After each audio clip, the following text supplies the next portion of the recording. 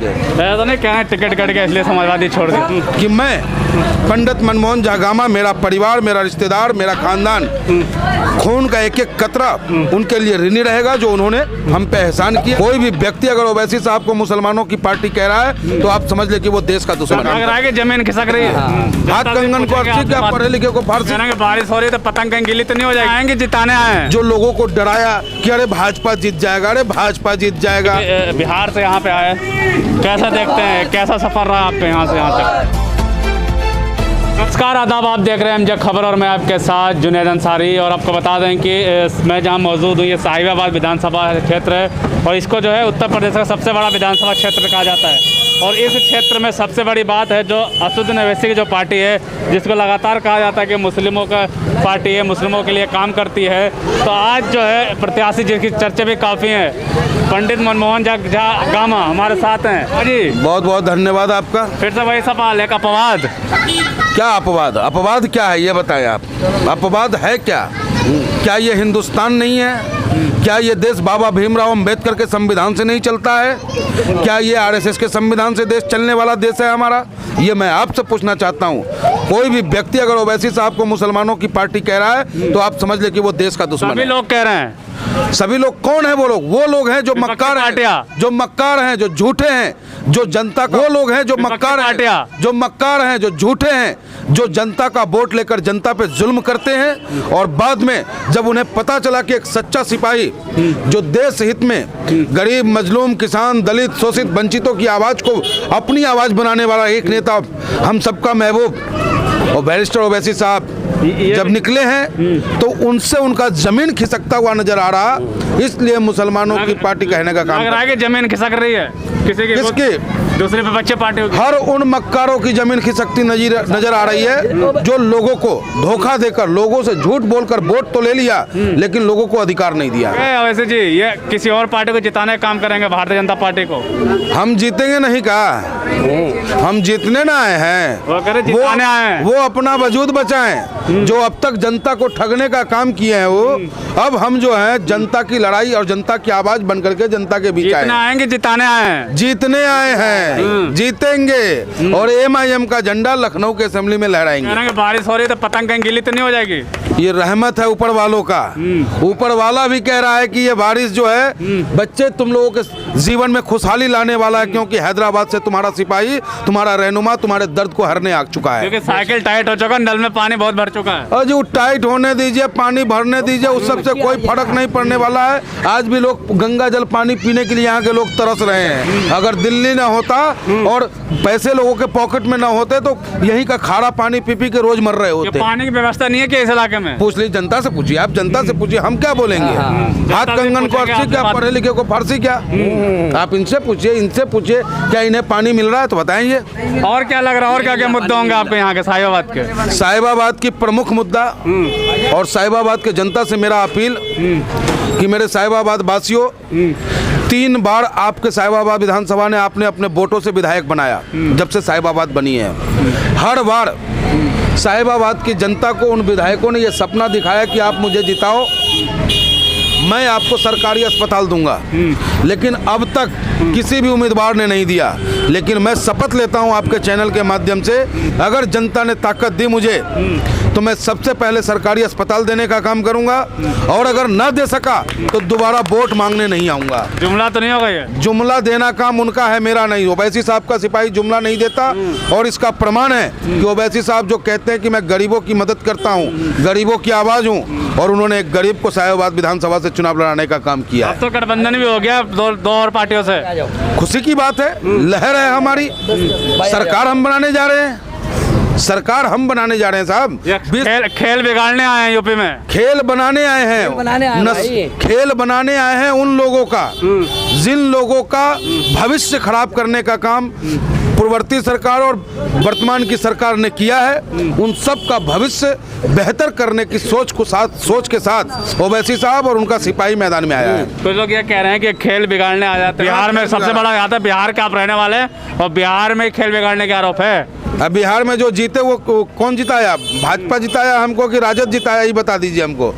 बिहार में जो जिताया उसका चर्चा आप क्यों नहीं करते हैं हमको? तो वहाँ जहाँ की जनता ज़्यादा शोषित थी, कमज़ोर अपने आप को महसूस कर रही थी, वो ओवैसी साहब के साथ खड़े हुए और वहाँ सीट निकली। आज आप जाके देख सकते हैं पश्चिमांचल में कि विकास की बयार आ चुकी है। अखिलेश यादव तो कह रहे हैं कि हम सरकार बना रहे हैं। तो हम कहाँ कह रहे हैं कि हम सरकार नहीं बना रहे हैं? उनके कहने से क्या होता है? हम भी सरकार बना रहे हैं।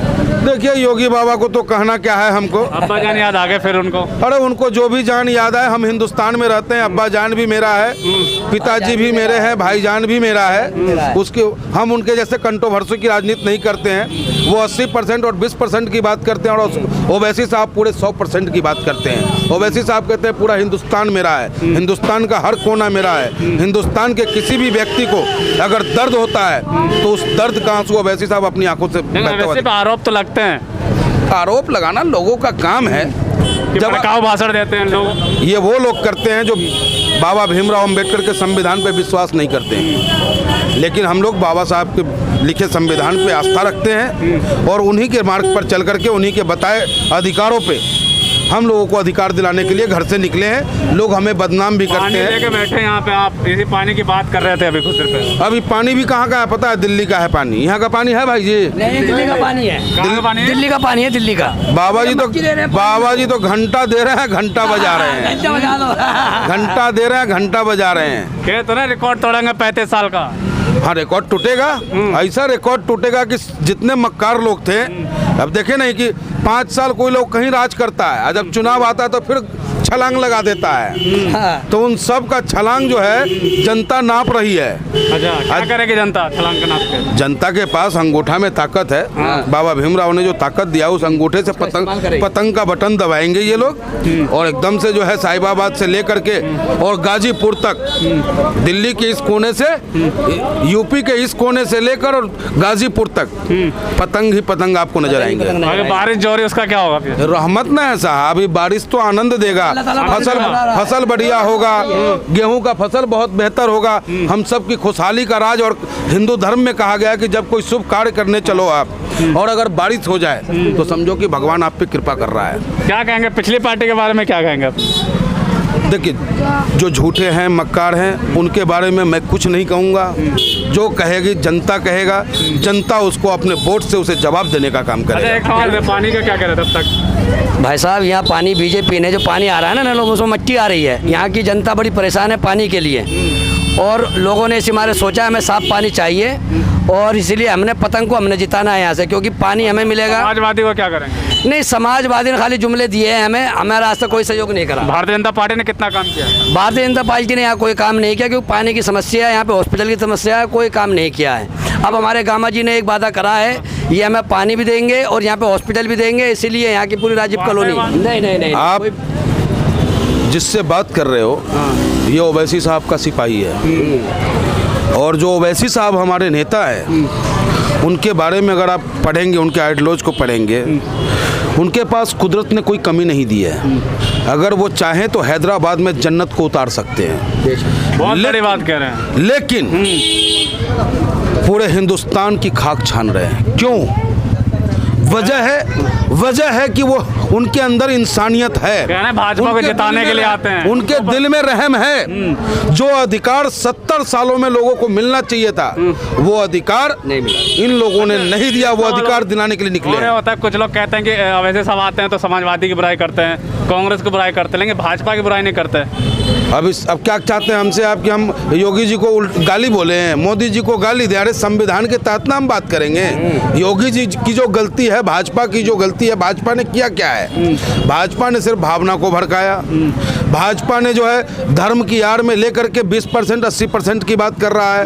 एक पार्टी है जो लोगों को डराया कि अरे भाजपा जीत जाएगा, अरे भाजपा जीत जाएगा। अब डर की राजनीति नहीं होगी। लेकिन डर की राजनीति नहीं होगी, इतिहास लिखा जाएगा और निश्चित रूप से ओवैसी साहब का सरकार बनने जा रहा है, उनका विधायक जीतने जा रहा है। बिल्कुल बिल्कुल। एक सवाल और है, भारतीय जनता पार्टी के जो विधायक जा रहे हैं, विधायक जब जा रहे हैं भाजपा के, तो पिटाई भी हो रही है। देखिए, वो जनता है, उनका स्वागत कर रहा है। जनता जनार्दन होता है। और ओवैसी साहब कहते हैं कि नेता वो हो जो जनता के बीच का हो, नेता वो नहीं हो जो हवाई जहाज से प्रोजेक्ट किया गया हो। तो आप तो बिहार से यहाँ पे आए, कैसा देखते हैं, कैसा सफ़र रहा आपका यहाँ से यहाँ तक? देखिए, कोई हम राजा महाराजा के बेटा नहीं रहे हैं, गरीब के बेटा रहे। हमारे पिताजी ट्रक ड्राइवर थे।